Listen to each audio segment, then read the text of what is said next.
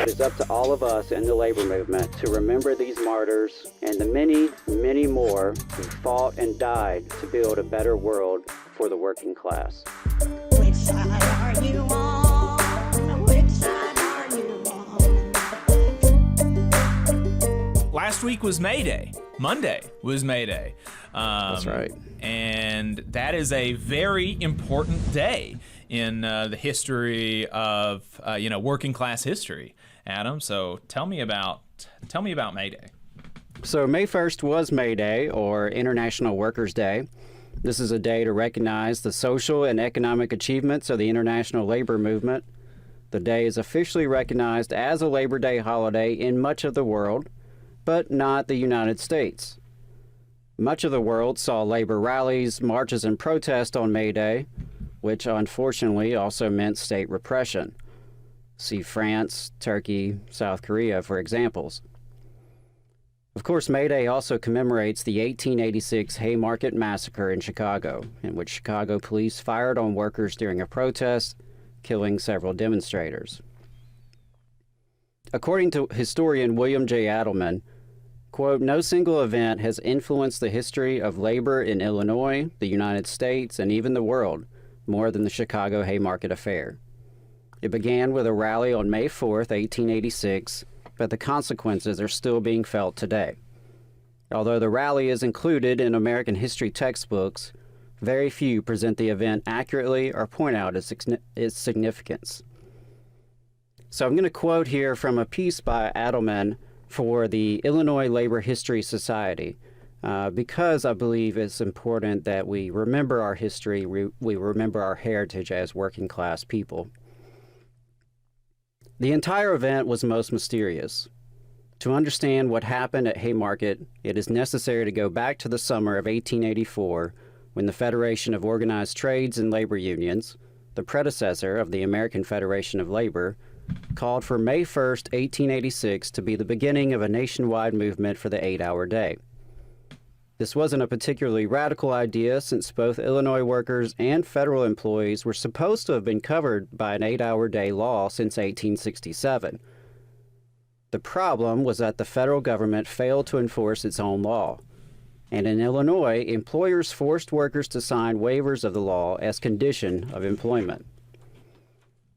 With 2 years to plan, the organized labor movement in Chicago and throughout Illinois sent out questionnaires to employers to see how they felt about shorter hours and other issues, including child labor. Songs were written like the 8-hour day. Everywhere slogans were heard like 8 hours for work, 8 hours for rest, 8 hours for what we will. Or shortening the hours, increase the pay. Two of the organizers of these demonstrations were Lucy and Albert Parsons. Lucy had been born a slave in Texas around 1853. Her heritage was African American, Native American, and Mexican. She worked for the Freedmen's Bureau after the Civil War. After her marriage to Albert, they moved to Chicago, where she turned her attention to writing and organizing women sewing workers. Albert was a printer, a member of the Knights of Labor, editor of the labor paper The Alarm, and one of the founders of the Chicago Trades and Labor Assembly. On Sunday, May 2nd, Albert went to Ohio to organize rallies there, while Lucy and others staged another peaceful march of 35,000 workers. But on Monday, May 3rd, the peaceful scene turned violent when the Chicago police attacked and killed picketing workers at the McCormick Reaper plant at Western and Blue Island Avenues. This attack by police provoked a protest meeting which was planned for Haymarket Square on the evening of Tuesday, May 4th. Very few textbooks provide a thorough explanation of the events that led to Haymarket, nor do they mention that the pro-labor mayor of Chicago, Carter Harrison, gave permission for the meeting. Most speakers failed to appear. Instead of starting at 7:30, the meeting was delayed for about an hour. Instead of the expected 20,000 people, fewer than 2,500 attended. Two substitute speakers ran over to Haymarket Square at the last minute. They had been attending a meeting of sewing workers organized by Lucy Parsons and her fellow labor organizer, Lizzie Holmes of Geneva, Illinois. These last-minute speakers were Albert Parsons, just returned from Ohio, and Samuel Fielden, an English-born Methodist lay preacher who worked in the labor movement. The Haymarket meeting was almost over, and only about 200 people remained when they were attacked by 176 policemen carrying Winchester repeater rifles. Fielden was speaking. Even Lucy and Albert Parsons had left because it was beginning to rain. Then someone, unknown to this day, threw the first dynamite bomb ever used in peacetime history of the United States. The police panicked, and in the darkness many shot at their own men.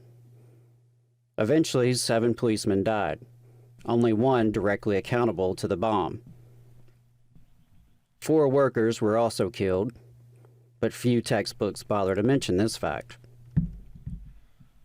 The next day, martial law was declared, not just in Chicago, but throughout the nation. Anti-labor governments around the world used the Chicago incident to crush local union movements.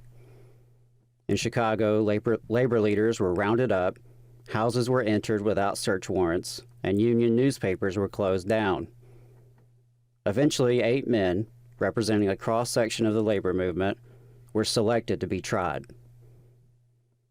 Among them were Fielden, Parsons, and a young carpenter named Lewis Ling, who was accused of throwing the bomb. Ling had witnesses to prove he was over a mile away at the time. The 2-month-long trial ranks as one of the most notorious in American history. The Chicago Tribune even offered to pay money to the jury if it found the 8 men guilty. On August 20th, 1886, the jury reported its verdict of guilty with the death penalty by hanging for 7 of the Haymarket 8 and 15 years of hard labor for Neeb. On November 10th, the day before the execution, Samuel Gompers came from Washington to appeal to Governor Oglesby for the last time. The national and worldwide pressure did finally force the governor to change the sentences of Samuel Fielden and Michael Schwab to imprisonment for life. Although 5 of the 8 were still to be hanged the next day, on the morning of November 10th, Lewis Ling was found in his cell, his head half blown away by a dynamite cap. The entire event was most mysterious, since Ling was hoping to receive a pardon that very day. Adolph Fisher, George Engel, Albert Parsons, and August Spies were hanged on November 11th, 1887. In June of 1893, Governor John P. Outgold pardoned the 3 men still alive and condemned the entire judicial system that had allowed this injustice. The real issues of the Haymarket affair were freedom of speech, freedom of the press, the right to free assembly, the right to a fair trial by a jury of peers, and the right of workers to organize and fight for things like the 8-hour day.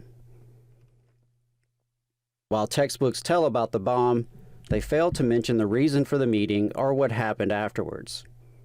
Some books even fail to mention the fact that many of those who were tried were not even at the Haymarket meeting, but were arrested simply because they were union organizers.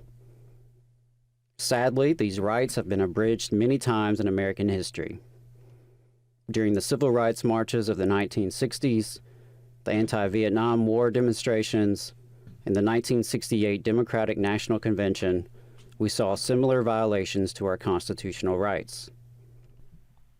The Haymarket affair took on worldwide dimension in July 1889, when a delegate from the American Federation of Labor recommended at a labor conference in Paris that May 1st be set aside as International Labor Day, in memory of Haymarket martyrs and the injustice of the Haymarket affair. Today, in almost every major industrial nation, May Day is Labor Day. Even Great Britain and Israel have passed legislation in recent years declaring this date a national holiday. For years, half of the American labor movement observed May 1st as Labor Day, while the other half observed the first Monday in September. After the Russian Revolution, the May 1st date was mistakenly associated with communism, and in a protest against Soviet policy, May 1st was proclaimed Law Day in the 1960s. The year 1986 marked the centennial of the 8-Hour Day movement and the Haymarket Affair. Folk singer Pete Seeger and a group called The People Yes, named after Sandburg's volume of poems by that name, planned a nationwide celebration. This event offered teachers a unique opportunity to teach the facts about Haymarket and to correct the distortions and inaccuracies in our textbooks. Again, that was from William J. Adelman of the Illinois Labor History Society.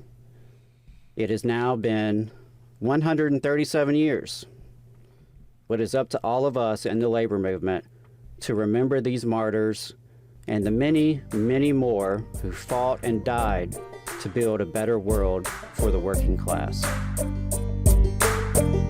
You just saw a clip from the Valley Labor Report. We are live every Saturday morning from 9:30 a.m. till 12:30 p.m. And we pride ourselves on keeping all of our content free to everybody so that we can talk to as many working folks as possible. If you support the work that we're doing, you think that it's important, you think that it's good, then consider making a monthly contribution to the project, and you can do that on our website, tvlr.fm.